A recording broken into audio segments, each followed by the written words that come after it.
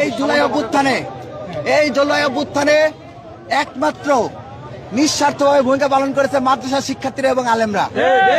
আপনারা দেখেছেন আমাদের প্রাইভেট বিশ্ববিদ্যালয়ের শিক্ষার্থীরা অনেকটাই নিঃস্বার্থ, তবে তারাও বিসিএস দেন বা বিভিন্ন চাকরির পরীক্ষা দেন, অংশগ্রহণ করেন।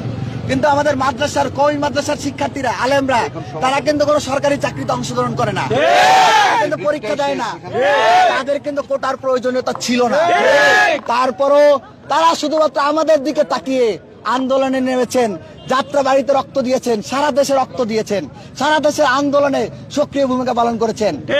এইখানে আমরা দেখতে পাচ্ছি এই দুর্বল আলেম সমাজ মাদ্রাসা শিক্ষার্থীদেরকে দৃষ্টান্তমূলক ভাবে ন্যাক্কারজনক শব্দ চয়ন করেছেন যে তাদের প্রতি যে চাপ আগ্রহ আছে সেগুলো নাকি মাহফুজ আলম দিবে না।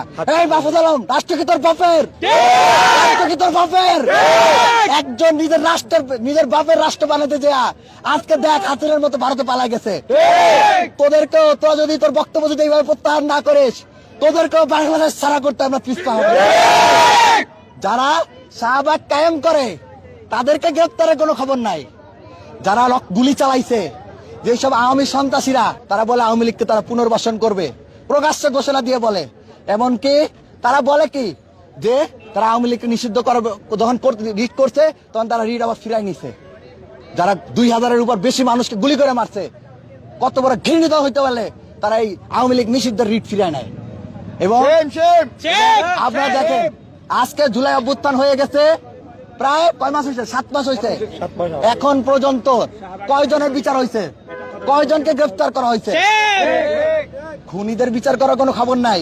উল্টা দিকে নিজ দলে আওয়ামী লীগকে পুনর্বাসন করতেছে ঢালাও ভাবে।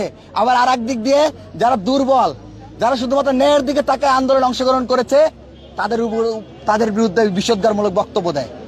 আপনার বক্তব্য প্রত্যাহার করেন। যদি বক্তব্য প্রত্যাহার না করেন, সারা দেশের শিক্ষার্থীদের জন্য মাদ্রাসা শিক্ষার্থীরা আলেমরা যেমন নিঃস্বার্থভাবে নেমে এসেছিল, আমরা সারা দেশের শিক্ষার্থীরা মাদ্রাসা শিক্ষার্থী এবং আলেমদের সম্মান রক্ষার্থে রাজপথে নেমে আসবে। এবং দেখেন কত বড় নির্লজ্জ হইতে পারে এরা। কি করতেছে? একদিকে যারা জুলাই অভ্যুত্থানে সক্রিয় অংশগ্রহণ করছে, রক্ত দিচ্ছে, জীবন দিচ্ছে, শহীদ হয়েছে, তাদের বিরুদ্ধে যেমন কথা কইছে, তাদের বিরুদ্ধে যেমন বলতেছে তাদের অধিকার দিবে না, আবার আরেক দিক দিয়ে কি করতেছে? শাহবাগীদেরকে পুনর্বাসন করতেছে, করতেছে, তাদের দিকে তারা সিম্পাথি দেখা যায়, সহানুভূতিশীল দেখাচ্ছে। এবং আজকে যে হামলা হয়েছে, আজকে হামলা কি এটা প্রথম? 5 আগস্টের পরে এই শাহবাগপন্থীরা, এই লাল সন্ত্রাসীরা বারবার পুলিশের উপর হামলা করছে না? আপনারা দেখছেন যে যমুনাতে যাওয়া আন্দোলনকারীদের নিষিদ্ধ, তারপর বারবার তারা ব্যারিকেড ভাঙ্গা পুলিশকে হামলা করতে উদ্বুদ্ধ করছে। পরবর্তীতে পুলিশের সাথে সংঘর্ষ হয়েছে। প্রথমে হামলা কারা করছে? আপনার প্রত্যেকটা ভিডিও ফুটেজ চেক করেন, কারা পুলিশের উপর হামলা করছে। অথচ তাদেরকে তারা রিহ্যাবিলিট করতেছে, পুনর্বাসন করতেছে, তাদের বিরুদ্ধে কোনো কথা নাই।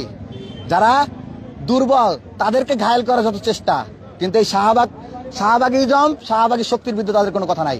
মাহমুদ আলম সাহেব, মিডিয়ার মাধ্যমে আপনাকে হুঁশিয়ার করে বলতেছে, আপনি আপনার বক্তব্য প্রত্যাহার করবেন। আপনি যদি আপনার বক্তব্য প্রত্যাহার না করেন, অপেক্ষা করেন কি হয় দেখতে পাবেন। শিক্ষার্থীরা কি করে দেখতে পাবেন। অনতিবিলম্বে হামলাকারী এবং যারা আওয়ামী লীগকে ফেসিবাদ বানানোর মূল খলনায়ক ওই লাকি আক্তার সহ তাদের সহযোগী ইমরানের সরকার সহ আর যারা আছে প্রত্যেককে গ্রেফতার করতে হবে, হামলাকারীদের গ্রেফতার করে বিচার করতে হবে। যারা নিরপরাধ তাদের বিরুদ্ধে কোনো কথা বলা যাবে না, কারণ তাদের প্রাপ্য ন্যায্য অধিকার সেটা বুঝাই দিতে হবে। এই আশাবাদ ব্যক্ত করে আমাদের কর্মসূচি এখানে শেষ করছি। আবারও বলতেছি, অন ক্যামেরা বলতেছি, মাহমুদ আলম সাহেব, আপনি রাখালরাহাত দুর্নীতির সাথে আমরা দেখেছি আপনার নিউজে আপনার সংশ্লিষ্টতা আসছে, এবং আমরা মনে করি আপনি প্রেশারাইজ করার মাধ্যমে ঢাকা পোস্টের নিউজকে প্রত্যাহার করেছেন। আমরা এটাই মনে করি। আপনার বিরুদ্ধে অনেক এলিগেশন আছে, আপনাদের প্রত্যেকের বিরুদ্ধে এলিগেশন আছে। আপনারা যদি বক্তব্য প্রত্যাহার না করেন, অন ক্যামেরা বলছি, আপনাদের বিরুদ্ধে সারা দেশের শিক্ষার্থীদেরকে সাথে নিয়ে আমরা আপনাদেরকে হাসিনার মতো করে দেশ ছাড়া করতে বাধ্য করবো। ইনকিলাব জিন্দাবাদ। সবাইকে ধন্যবাদ।